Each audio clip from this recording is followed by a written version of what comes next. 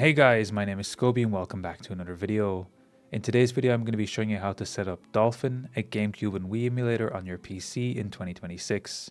I'll even be showing you how to connect up the wireless Dolphin bar alongside a real Wii controller so you can get the real authentic Wii experience. This is going to be a nice quick and easy tutorial. Let's jump right into this.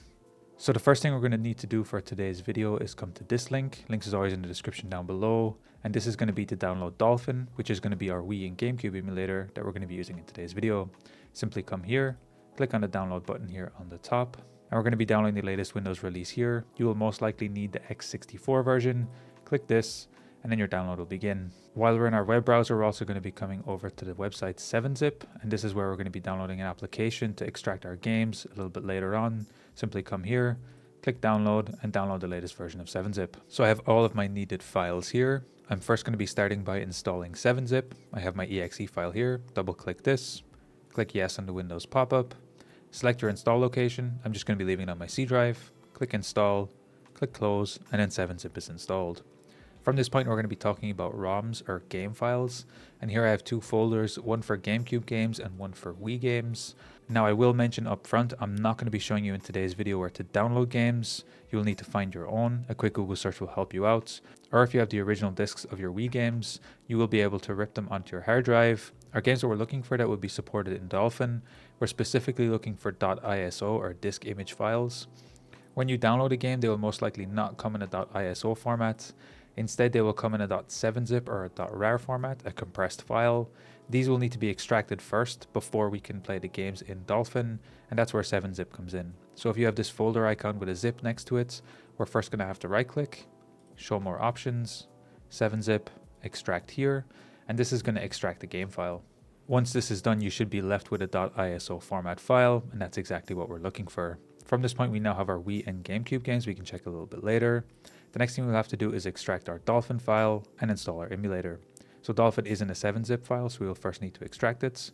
We'll need to right-click, show more options, 7-Zip, extract here. Our Dolphin will now be inside here, and we're going to be looking for the dolphin.exe application file.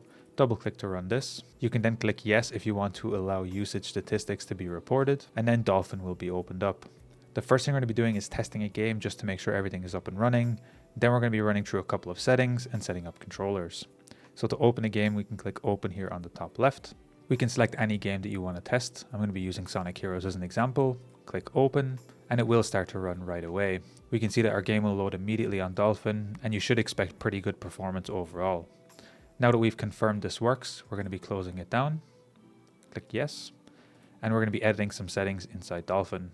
So the first thing we're going to be doing is opening up the configuration option right here, clicking this open, and we're going to be enabling a couple of things. So the first thing we're going to be doing is coming down to the graphics option here. And the first thing I'd recommend doing is changing your backend depending on if you have a dedicated graphics card or not. If you have a dedicated graphics card, I'd recommend using OpenGL or Vulkan. Vulkan is kind of a default choice. And you want to make sure that your adapter is set to your actual graphics card, which for me is an RX 9070. Otherwise, you might have an internal Intel graphics or an internal AMD graphics. These will both work, and you will likely still get good performance. Here you do have the option to set up VSync if you want to reduce screen tearing. You can leave this unchecked if you want.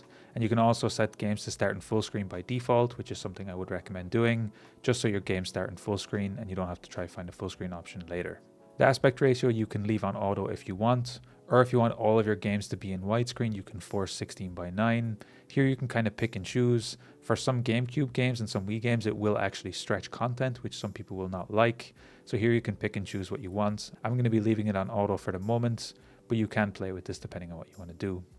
Under the Enhancements tab, we can also change the internal resolution. By default, it will be at the native resolution, but I'm going to be setting it a bit higher because my screen is 4K, so I'm going to be setting it to 6x. I will mention, depending on the hardware that you're running, this might be the first thing I'd recommend turning down if you're noticing a lot of lag or input delay.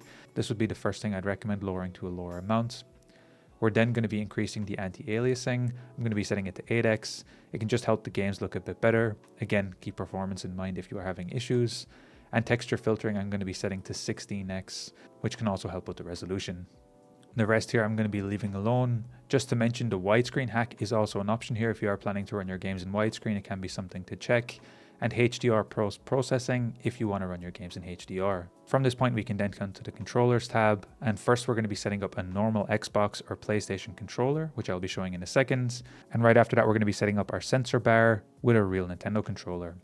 So for the GameCube controllers, we're going to be going to port 1. We're going to be setting a standard controller, but here you can also look at all of the other different controller types that you might be using. From this point, we're going to be clicking configure, and here you can set up the controller that you have plugged into your computer. Now I've tested this with an Xbox One, Xbox Series, PS4 and PS5 controller, and they all work pretty well. What I'm going to be doing here is changing my device to my Xbox One controller, which I have plugged into my computer.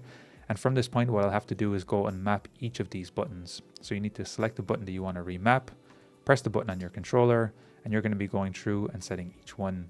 It might say the A button here, but it's referencing the GameCube A button, not your Xbox A button. So that's something to keep in mind. If you want to flip those around, that's something you can do. But here you can kind of pick and choose how you want to map it.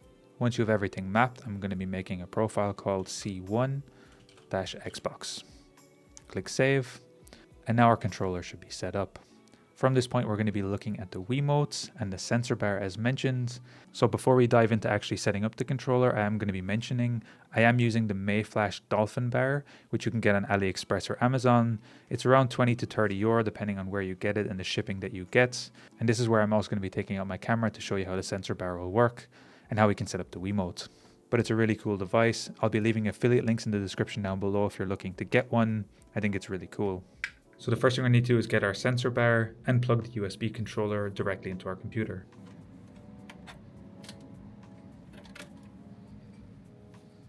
Now there are a couple of buttons that you need to keep in mind when using the sensor. I'm first going to be flipping it around because the first thing we have here on the back is the power on and off. And you will see the blue light on top of your sensor bar when this is on. So this is the first thing you need to check. You also have this toggle here with top and bottom. And this will actually be related to your sensor bar position. So if it's on top of your TV, you put it to top. If it's on the bottom, you set it to the bottom. And this will make sure that your sensor is accurate. Last thing we have on top is a sync button. And over here we have our mode selection along with a 1 to 4. And here we can switch between our 4 different modes that are available on our Mayflash. The first mode turns your Wii remote into a basic PC mouse. So this allows you to go around your desktop using the PC mode. The second mode is for a keyboard and mouse game mode. The third mode is for a game controller mode, which emulates a standard game controller. So this is good for playing Wii and GameCube games. However, we're going to be using the last mode, which is a Wii Mote controller emulator mode, which is specifically designed for Dolphin. So you want to make sure that your mode color is set to the number 4 here. And this is what we're going to be using for today's video. From this point, we're going to be grabbing our official Wii Mote. We're going to be flipping it over, and we're going to be pressing the sync button right here on the back, this red button here. And our Wii Mote is going to flash. We also need to press the sync button here, and it will flash for a couple seconds, and then we will see it's paired to the controller 1 slot. This means our controller is now paired to our Wii sensor bar, so we have that already set up.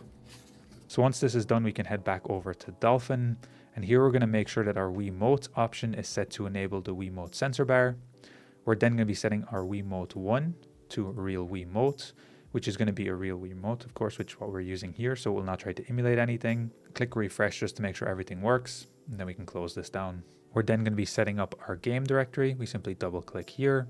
You then want to locate to where your ROM files are. So I have all of my ROM files inside these 2 folders. Click select folder, and it should automatically search and find for your game files.